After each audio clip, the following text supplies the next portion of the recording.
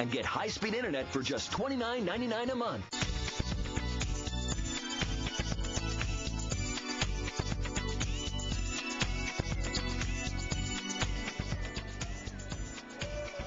They call themselves GG, but no, they don't refer to themselves as the fish galunggong. In fact, they are overseas Filipino workers for good governance. You're still watching KAbabayan LA. And now let's talk about this group. This was a movement or a group that was established to support a particular presidential and vice presidential candidate's campaign. Pero tapos na nga po ang eleksyon, and so now it has evolved into a movement to help eradicate corruption in the Philippines and to help us kababayans outside of the U.S. help our kababayans in the Philippines to build a better nation for us all.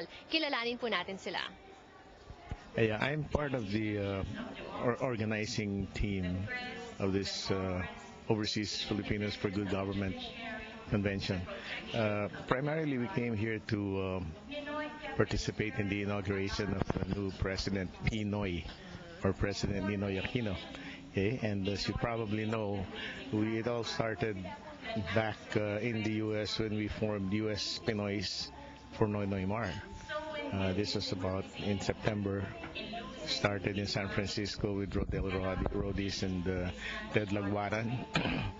And then, of course, Loida Nicolas was the lead convener back east.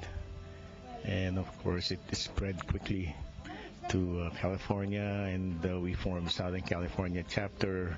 There's chapters in Texas, in Michigan, Chicago, Boston, Philadelphia. So it's a lot of Filipinos started to really get fired up, you know, with the idea that Ninoy and Cory San was running for president, and probably hoping that he would now change the way things are being done here in the U.S., you know.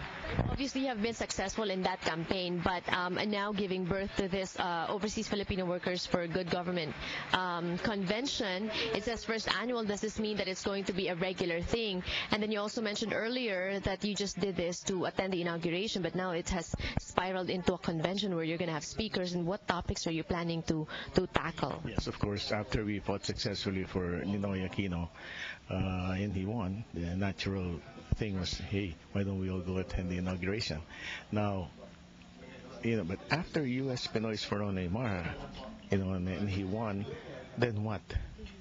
So then the birth of Overseas Filipinos for Good Governance came about. And in the U.S., it's going to be U.S. Pinoys for Good Governance. And we have the umbrella organization, which is Overseas Filipinos for Good Governance. Why did you think it was important for Filipino Americans to be really involved? A lot of us in the States, because we're busy establishing ourselves again, getting our immigration documents in order, we don't really pay much attention to what's happening in the Philippines. But with this generation, I think, you know, we can start training people. But why is it important? Well,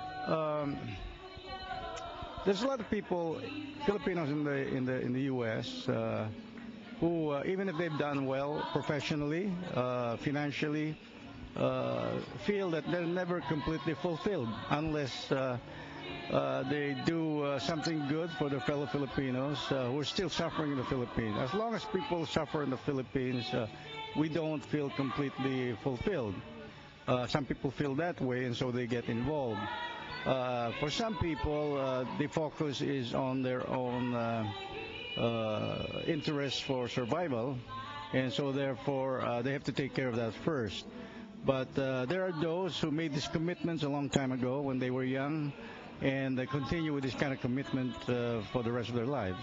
What we're going to focus our attention is how we can help the Philippine government and the Filipino people. For example, there's a bill in the U.S. Congress that will place a heavy tax on call centers that are outsourced abroad.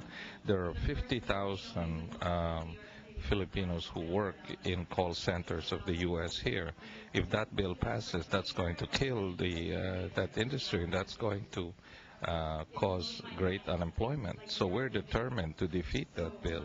And bills like that, like a few years ago, there was an Andean tuna tariff bill that was going to, if it passed, it would kill about 500,000 jobs in Mindanao that are dependent on Philippine tuna being exported to the U.S.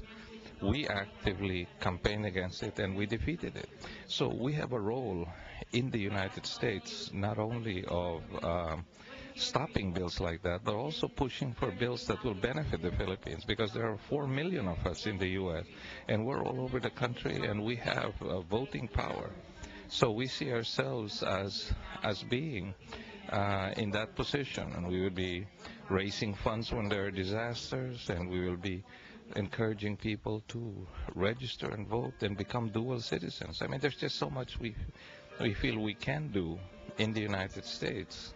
It's not surprising that we Filipinos love our country so much that we do all these things in order to help our nation. But would you believe there were non-Filipinos who flew in from the Philippines to attend this convention? When we return on the show, we'll get to meet them.